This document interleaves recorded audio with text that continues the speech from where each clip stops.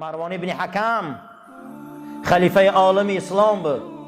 وقتی در آمد سری گوری پیغمبر خدا که این عمک بچه حضرت عثمان بودن که یک مرد شیش تایو گریه داره و گریه داره، ریشاش پری آبای. مگه گفت که چی ده گریه میکنه در بالای سری پیغمبر گوروشتا؟ پیغمبر مگر نگو که بالای گوری من ده گریه نکنه؟ نگو که رنگ مسیحی ها با محبتون بلند نشه و یکان گپ در حق عیسی گفتن هم خیلی گوبه. مگه جنگ کرد این مرده. این مرد میگه میانش خم بود و راست خید گفت مروان یگان بار با چشم سرد رسول الله رو دیدی؟ گفت نه. گفت ندیدی برای همین گریه نمیکنی. من ابو ایوب انصاریم. اولین بار شتری پیغمبر مدینه آمد، خانی من در فرامد. شتر خانی من در آمد. من فقیرترین صحابه بودم، شتر آمد خانی من در فرامد. امروز مسجد نبوی حولی ابو ایوبه. یه بارو را با چشم سرت میدیدی که گریه نه، تا نعره زده میگشت ای کچو، تا ندیدی اولی. من به زوبیتن نکه که برو اینجا. یکی فهمید که ابو ایوب میگه مروان ترسید. برای چه ابو ایوب؟ این مهمانداری رسول الله هست. اولین انسانی که بزرگای مدینه منوره میگن رسول الله مدینه میبیا، این میگه که من بستان سرای دارم، اینش میگه من باغ دارم، اینش میگه شتر تیاره، اینش میگه برابریان تیاره. رسول الله را میگه من خانه ها من دارندگی همه را نشان میتین. ابو ایوب همون روز یک کورپچه داشته، در سرخانی چی نداشته، زندگی هم نداشته بیچاره. و بیرون میبره و گریه میکنه که پروردگار رو همه اینا ای دارندگیشون ناز میکنن دارین، من هیچی ندارم غیر یک کورپچه و دو خانه. همین نمیشه و که پیغمبر تا خودت خونی من بیاری. من به تو مراجعت میکنم که رسول تا خونی من بیار. بعد حضرت میبیو میگن شطوری پیغمبر الله جامش سر نمیتین بزرگای مدینه. خونی ما حضرت میگه شطوری من سر ته کدام حولی ده درای خوره و همونجا جای منه. میگه وقتی شطور سر میتن از کوچه بایها و دارنده ها میگذره کوچه فقیرها میبیو، راست حولی ابو ایوب انصاری میبیو شطور همونجا خواب میروه. که ابو ایوب میگه در حال همین شطور میگه در همونجا خواب بودنده، پیغمبر خدا را سیدکهاش همیت از همون شطور جدا میکنه خانهش میدروره. همین خمان عادتا همینه که میمون بیاین سیدکهاش میدرورن که سیدکش خونی من ده. از همونجا داد میزنه که چت گریه کنه تا ابو امی عبدالله مادری عبدالله زنشه ای کجا ده بیا که رسول الله خانه آمده. این روز مسجد نبوی خانه ابو ایوب انصاری ای، امروز جسد رسول الله در خانه ابو ایوب خواه. بیا بنده خدا شویم، بیا ای خدا طلب کنیم، صدقاً ای الله طلب که رسول الله مهمونت میشه. امروز نبینین که او فقیر صحابه بود. امروز خانه رسول الله، امروز جسد رسول الله، مسجد رسول الله خانه ابو ایوب انصاری است. ما این محمد ابن عبدالله را ندیدیم، لیکن ایمانش داریم، باورش داریم و این ایمان و باور را میخواهیم که به گور بره. ما را توفیق ده. ما میدانیم که مثل او 10 تن از یار بیشتی در ناخونشان برابر نمیشیم. ما مثل شهدای بدر در ناخونشان برابر نمیشیم. ما مثل اون زنان صدر اسلام در ناخون اونها برابر نمیشیم. ما مثل شهدای احد برابر نمیشیم. ما میدانیم هیچ چیز نیستیم، لیکن امید داریم که هیچ محل تو هیچ امید خدای شکستگی نیستی. ما را از شفاعت رسول بهره مند گردان. یک نعمت ای یک در یکی از غزوه‌های بنی مستلیق حضرت میگه در بالای تپه ایستاده بودن که صحابه را جمع میکردن به سوی لشکر کفر میرفتن. از مدینه منوره یک زن دیدن که در میانی بچه حق شمشیر تا میبنده، بچهش وقتی حرکت کرده میبیا. حدیث امام ابو رافع روایت میکنه، میگه بچه حقش میدوه زورش در شمشیر نمیرسه، کودک دهنکی میغلطه. باب مادرش میخزونه چی رو خطی همینا رو میگم، میگه که با کودکک میدوه، میگه همون را خبیدن نمیتونه با میبرداره. بعد از او حضرت گفتن که مادر آخین بچه ای تو ضرور نیست خطی ما در این غزوه باشه، بچه تا برد همون خانت ایسته، این قوه همون شمشیر برداری نداره. گفت حضرت امروز روز تاریخی است، یک روز میشه و که از این بچه ای من وصف میکنن در دنیا که این هم رکاب و در این غزوه رفیق آخران پیغمبر بود.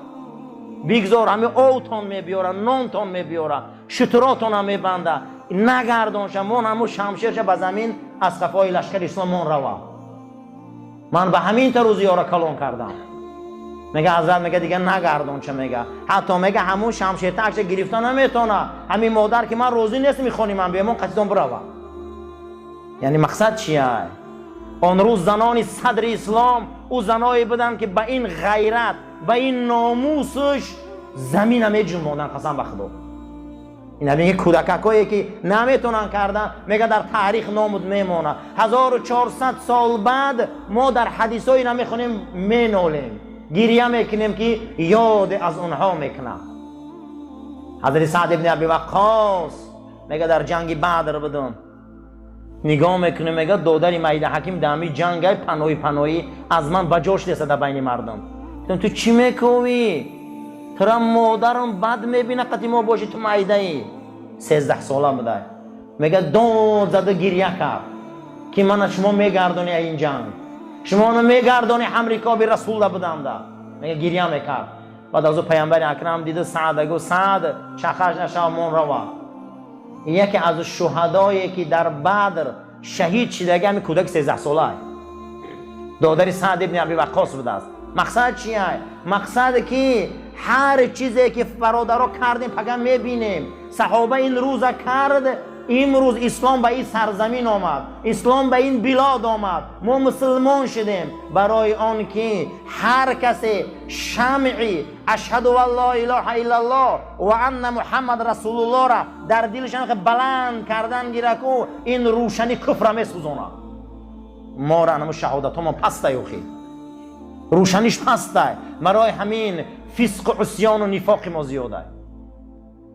برای همین جناب پیغمبر از عمرو بن عاص میگه قصه کردن نتونست، میگه چشماش میگه پری آب میشه که شما ندیده، ما هیچ خدمت نکردیم، اما میخواهیم که از گرمی شفاعتش روز قیامت با ما نصیب کنه. بعد از عمرو بن عاص گفت شما آفتاب تعریف کرده میتونه؟ گفتن نه. گفتن وای خدا آفتاب. گفته من هم هیچ گفتن نمیتونم، هر چیزی که من میگم وای بالا هیوخی نه که امید داریم.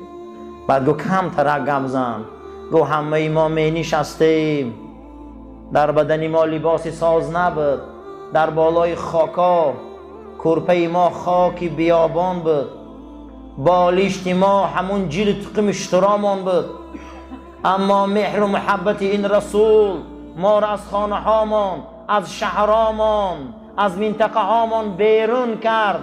امروز ما اسلام به این سرزمین آوردیم، این مهر روز تا روز بلند می شود. ما شمشیرتایی در غلاف بودیم در حضور رسول اکرم، چه خیلی میخواست ما را ایمون غلاف بیرون میکرد، ما رنگ شمشیر بودیم در پیشش.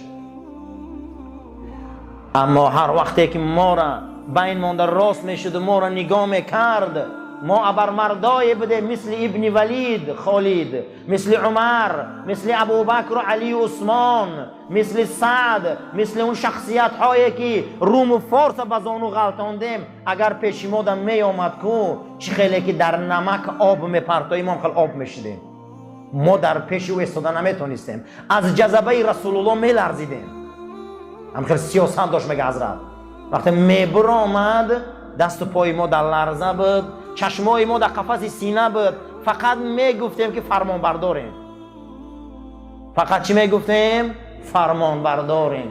ما در حضور او گپ زدن نمیتونستیم. بعد از اون میگه و بکا با گریه کرد. و همون روز شهادت آوردم پروردگارا در پیش و حضور آخران پیغمبرت، ای همین شهادت امید دارم که من بی نصیب نکنی. و ینادی منادی، ما آن ندا کننده آسمانی را، آن کسی که ندای آسمان برای ما رساند، آن کسی که صدای آسمانی را به ما رساند، نام او محمد ابن عبدالله است. برای ما از اون بیابان مدینه، از اون شهر رسول برای ما ندای آسمانی را رساند، اشهد ان لا اله الا الله و اشهد ان محمد رسول الله، انا آمینو، قسم به خدا الله ما به این کلمه ایمان داریم. ما هم به همین ندای آسمانی ایمان داریم. جناب پیغمبر صلی الله علیه و سلم فرمودند من احیا سنتی، کسی یک سنتی من زنده میکنه زمانی که دنیا فساد ای، دنیا گناه ای، دنیا افلاس ای، اما او جوانمرد خیز یک سنتی من زنده میکنه در حالت وزبینی امت اسلام که سنت های من خار شدگی ای، یک سنتی من ای روی اخلاص زنده میکنه، همین عمل قد از دنیا گذره اجر 100 شهید میگیره. امروز کسی 20 رکعت نماز تراویح تشکیل میکنه و سنت رسول اکرم زنده کرده. کسی که اگر 20 رکعت نماز تراویح تشکیل میکنه و سنت حضرت عمر زنده کرده. کسی که با یک ختم در رمضان میکنه او سنت صحابه را زنده کرده. صحابه پیغمبر این دین برای ما آوردن، اونها بسیار عذاب کشیدن، بسیار محنت کشیدن، ما صاحب این دین آیین شدیم. رسول اکرم صلی الله علیه و سلم فرمودند اگر شما به اندازه کههای دنیا صدقه و احسان کنید یا به اندازه تپه های دنیا از طلا و نقره خیر احسان کنه، یک صحابه من یک دانه خرما خیر احسان کنه برابر یک دانه خرمای صحابه من ثواب کاری شما نمیشه. او صحابه این گونه بزرگ بود که با چشم سر رحمت للعالمین دیدن، با چشم سر رسول الله دیدن، پیغمبر دینش تا خدمت کردن. برای همین هر کسی صحابه را دوست داره وای مسلمان ای، هر کسی صحابه را عمل شکنه وای مسلمان ای، هر کسی صحابه را احترام کنه وای مسلمان ای. کسی صحابه را بد بینه برادر وای از ایمان دور می شود، برای که اونها مردمانی هستند که اونها را ایمانشان قرآن وصف کرد. اگر به اندازه اینمی زمین ما خیر احسان و خوبی کنیم ما هیچ محل در یک خرمای صدقه اونها برابر نمیشیم. ابن امام زازان در کتابش میبره حیات صحابه که یکی از ولیهای خدا تاریخ صحابه می نوشت. بعد از او گفت اگر منم در زمان رسول اکرم می شدم همین خدمت می کردم، اگر منم می شدم همین خدمت می کردم، منم می شدم همین کارم می کردم. میگه همین تا گفت و رنگی به صحابه پا دراز کرد و خوابش بود که در خوابش دید که در یکی از غزوه ها با رسول اکرم اشتراک کرده است. غزوه اوج گرفته، هیچ کس نمیشناسد، کفر بالای لشکر اسلام در غلبه کرده است. اینم در بین جنگ میگه در دستش نیزه.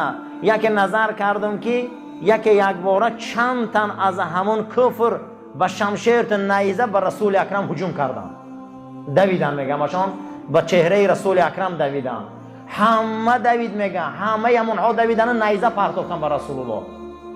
میگه من در همون جا بودم، من به جایی که پیش گذرم میگه آمدم در پشت پیغمبر به جا شدم که اون نیزه پرتافتن در چهره رسول اکرم.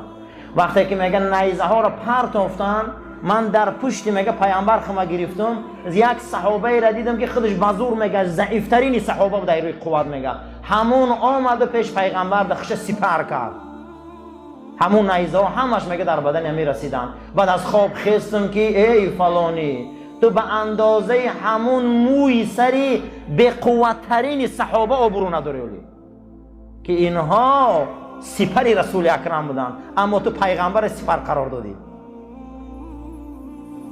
وقتی که ما امروز هستیم از اون نعمت ها میخوانیم، از اون دوره ها میخوانیم، از اون بزرگی ها میخوانیم، هیچ محل اونها را در حقشان گبی بد نگوییم.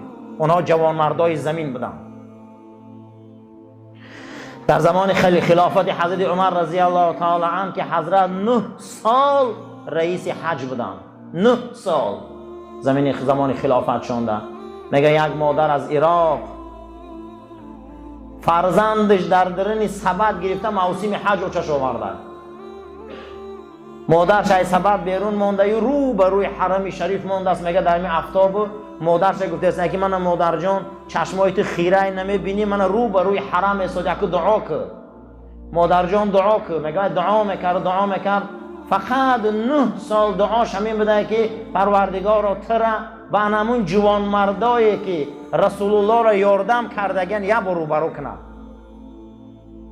میگه می دعا را کردن میگیریم، میگه کردن میگیریم که همین حالت میگه مادر رو دست شده روش مالی در بیرالوالدینش امام زازان میبیارد. میگه مالی گو بچم اطراف نگاه کن، من بوی جوان مردا را حس میکنم، همون جوان مردا در این نزدیکی ها هم. و میگه من نظر کردم که در پیش حتیم یک گروهی بزرگ آدمای ایستادیان، قداشان بلند، بدناشان نحیف، روغن نداره، لباسای سفید، ریشای کلان، بینیهای بلند، چشمای زیبا، مویهای جعده، همین نگاه میکنی میگه همشان حیبت دارن. تو ما در همین گونه آدما را دیدم در همه جای ایستادن. گفت تیز بینشان درا که صحابه رسولن. میگه اومدم پیشون که یکی از همونها در گیر جمع شده بودن، امیرالمومنین فاروق اعظم بوده. و میگه پرسید که چیکار کردی اینجا اومدی جوان؟ گفت مادرم دعا میکرد بوی مردای خدا رو حس میکنه مادر من. گفت کجا دای چند؟ گفت اینه در همونجا 9 سال همین دعا را میکنه که تر خداوند مشرف همون جوان مردا کنه. بیا با میگه همه صحابه آمد این کمپیر زیارت کردند. بعد از او کمپیر میگه که من 9 سال همین دعا را در حق بچه ها میکنم که همین بچه من 1 تا بچه دارم، یک بار همین جوان مردایی را بینه که رسول یاردم کردگیم. میگه همیخه نظر کرد و بعد میگه همشان میگه همیخه زیارت کردن و گفتن که مادر همون جوان مردا همینن و همیان، همون بنده ضعیف خدا که امروز امیر مومنای عمر منم. و میگه صدا بلند میکرد که فرزندم یا بنی بچه‌کم بخب دستاشون موچک، کیفتاشون موچک، چشماشون موچک، پاهاشون موچک، پاهای اینها در این ره خنثار شد، دستای اینا در این ره بپره شد. این دیدارا رسول الله را دیدگی ما دیدن نتونستیم بکن. میگه همون بچه‌ش میگفت بعد از اون میگه امیرالمومنین دعاش گرفتن. صحابه این شخصیت بود. صحابه این شخصیتی بود که در اطراف رسول اکرم ایستادن. حتی حضرت عمرو بن عاص در وقتی مرگ میکنن بالای سرش میبیاین میگن که یا ابو عبدالله، یا ابا عبدالله، ای پدری عبدالله، از رسول الله یگان چیمان گوخی لحظه های آخری حیاته. میگن نظر کردیم که روش طرفی دیوال گردان. گفتیم امر پسری عاص از رسول الله یگان چیمان گو. بعد از اون میگه روش گرداند و چشماش کشاد، گو یگان تاریخ نقل کرد.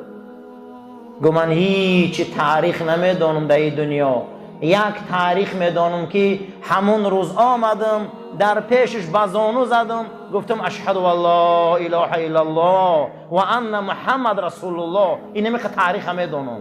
امید من به همین کلمه دولت اسلام مصر آوردم، دولت اسلام تونس بردم، دولت اسلام در افریقا پهن کردم. هیچ تاریخ ندارم مگر کلمه شهادت دارم و خلاص. و گیریم از بحر اوه که پروردگارا اکنون من پیش تو رفتستم، امید دارم به همین کلمه که همون روز رسول تا دیده بودم. و گفتن که یگان قصه گپ زن. گفت بیرون برای و آفتاب تماشا کنه که آفتاب با چشم سرش دیده میتونه. گفتن هیچ کس. گفت خداوند رسولش در قرآن گفت سراجا منیرا، این حبیب من محمد آفتابه. آفتاب هیچ که تعریف کنه نمیتونه. گفت این رسول الله را هیچ که نمیتونه تعریف کرده. گفت مولالیم ما را اگر امت گیره یک نعمت های. ما ای بدنی گناهگار، زبانا گناهگار، دستا گناهگار، پاها گناهگار، هیچ خدمت هم نکردیم، اما امید داریم که ما در رسول مونیم. حضرت مقداد ابن اسود روایت میکنه حدیثی که از ابو هریره پرسیدم. ابو هریره یگان حدیث از رسول اکرم گمزن برای ما تا اینکه راحت کنیم. حضرت میگه در جواب گفتن که روز ما اصحاب صوفه بدیم. اصحاب صوفه در مدینه منوره مردمانی بودن که در صوفه پیغمبر میشیشتن. خدا منم عادتا صوفه داریم یا صرفه میگیم خدمت. میگه ما مردمانی بودیم که از اطراف صحابه ها آمده بودیم، در صوفه پیغمبر میشیشتیم. سحریا برای ما چی شیر باشه و چی خوراک و چی خرما مردم می آوردن که تا ما خریم راحت کنیم. و بعد از عقیب ذکر بدیم و دعا بدیم و درود بدیم و از عقیب آموختن علم در حضور رسول اکرم بدیم. روز رسول اکرم صلی الله علیه و سلم مادر آمدن پیش ما. حضرت مثل ماهتاب زیبا بودن همون روز، همین که خشرو بودن. میگن پیش ما آمدن میگن ما خستیم بسیاری، ما میگه لباس ما در بدن ما لباس های پشمین و پوستین بود، بسیاری حالات ها صوفی ها گفتن همه جا میگیرن. حالا بسیار آدم ها رو تحقیر کرده صوفی میگن. کسی که اگر صوفی را تحقیر کنه ابو هریره را تحقیر کرده. کسی اگر صوفی گفته یک کسی اصال کنه اصحاب صوفه را تحقیر کرده. قسم به خدا اینا علما میگن صوفی ها اینا اصحاب صوفه رسول اکرم بودن که اونا از یمن آمده بودن، از بحرین آمده بودن، از حبشستان آمده بودن، خانه و در نداشتن، در صوفه رسول اکرم میشیشتن. چی غذایی که می آوردن میخوردن، وظیفه‌شان فقط ذکر بود، وظیفه‌شان فقط یاد خدا بود. ابو هریره میگه من یک تسبیح داشتم، تسبیح من 1000 دانه داشت. اگر همون را تا بگه 10,000 نمیکردیم ما همون روز برای ما آرامی نبود. تسبیح هاشان یک کلمه توحید 10,000 بار میگفتیم. انا ما اصحاب صوفه میگفتن. بسیاری علما صوفی گفته به همه ها مربوط میتیم. میشیشتیم ذکر میکردیم. ناگهان حضرت آمد میگه ما لباس های پشمین پوشیدگی بدیم دراز حتی بسیاری های ما ازارامون دریدگی بود. هیچی هم نبود میگه او زمان. حضرت آمد و گفت میخوای که شما را گپ زنم که یک چیز دلالت کنم و یک چیز نصیحتان کنم؟ میخوای نصیحتان کنم؟ گفتیم بله ای فرستاده خدا. البته. گفت که بازاری بدها کدام بود میره؟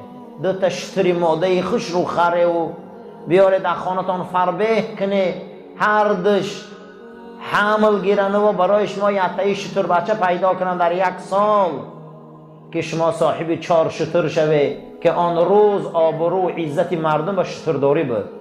کدام دوست میداری؟ گفت که شترهای همون ساله تولد میکردگی را بگیره بیاره و در خانتان باید شتر بچه کنه فربه باشن.